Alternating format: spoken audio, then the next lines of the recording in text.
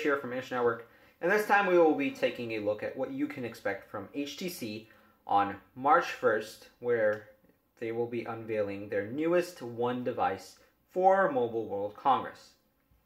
Now, their event is scheduled just roughly an hour and a half before Samsung's event, so I'll definitely be tuning into theirs and the Samsung event on next Sunday.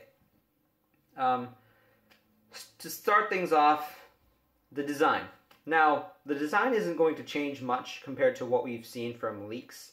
The HTC One M9 should look very similar to the One M8, except there have been minor adjustments here and there, but taken as a whole, there isn't that much that changed. Now, noticing something, the big protruding camera module on the top, that little circle where they had the duo camera feature, that's gone. They've eliminated that. There's only one big cutout for the camera on the back now. So that's one change. The black bar that HTC put into the One M8 and One M8 and M7, which people absolutely hated, that has also been changed. And the power buttons and the volume rockers have also been repositioned, so that you don't have to reach all the way to the top to press the power button anymore. Now, again, breaking this down into three aspects, just like my last video: design, hardware, and software. We already covered design, pretty much the same thing. Hardware.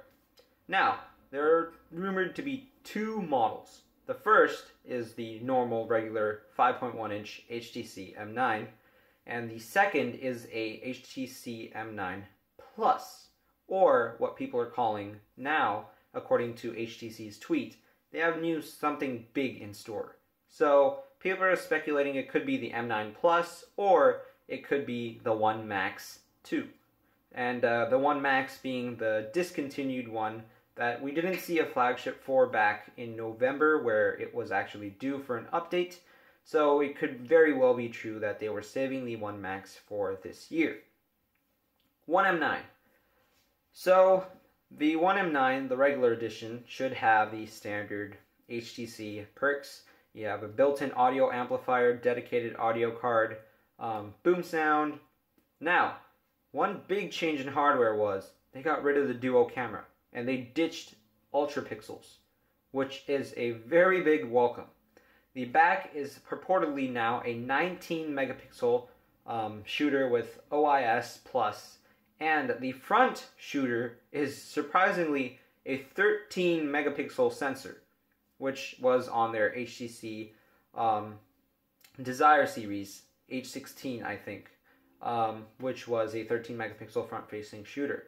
So definitely your selfies will look very, very, very crisp, and so will your other photos. And people won't have that problem of cropping in and having everything blurred out anymore. What it's going to run. So obviously it's going to run Lollipop 5.0.2 right out of the box. It is rumored, according to HTC's tweet, that it will ship with Android 5.1, which we probably might even see on the Galaxy S6, just talking about that real quick. So hardware-wise, Snapdragon 810 in tow. Obviously, octa-core 1.9 gigahertz system on a chip, 20 nanometer manufacturing process, should have the Adreno 430 graphics chipset, all the usual upgrades from the Snapdragon 805. The screen, 1080p. Don't expect a 2K display from HTC just yet, because obviously HTC has been one of the more conservative companies, because they haven't been selling that much, so it's better to stay safe with the current generation and the current specs, and sell more than risk something bigger and fail. However, the big vantage point HTC should have over the other players this year should be battery life, because it's rumored to have a little bigger battery, but keeping the same 1080p display, well, obviously an upgraded 1080p display, and the new Snapdragon 810, which is built on a smaller nanometer manufacturing process than the 805, should mean a more efficient chip and hopefully a more efficient display combined with more efficient software to create a generally better battery life than, say, LG or Samsung with their S6 or G4. 3 gigs of RAM also included with the package, and that's basically it for software. Now, what can you expect from, that's basically it for hardware. Now, what can you expect for software? Sense 7 running out of the box, and HTC is also taking the new Moto approach, as I like to call it, to releasing updates. All their apps have slowly begun to be moved onto the Google Play Store. Noticeably, their camera and their Zoe functionality, along with Blink Feed, was moved onto the Play Store. Now, this indicates they're going to keep the skinning very minimal on Sense 7, so Lollipop updates or whatever next Android updates come out can be updated immediately, and then all people have to do is download the updated app. You don't have to wait for the updated app, the app to be updated along with the OS and packaged all into one huge file. So that should help them ship out updates faster. And that's basically it for the software. And you should see the duo camera features removed again because the module just doesn't exist anymore. So that's pretty much what you could expect from HTC at Mobile World Congress for the One M9. Now talking about the One M9 Plus.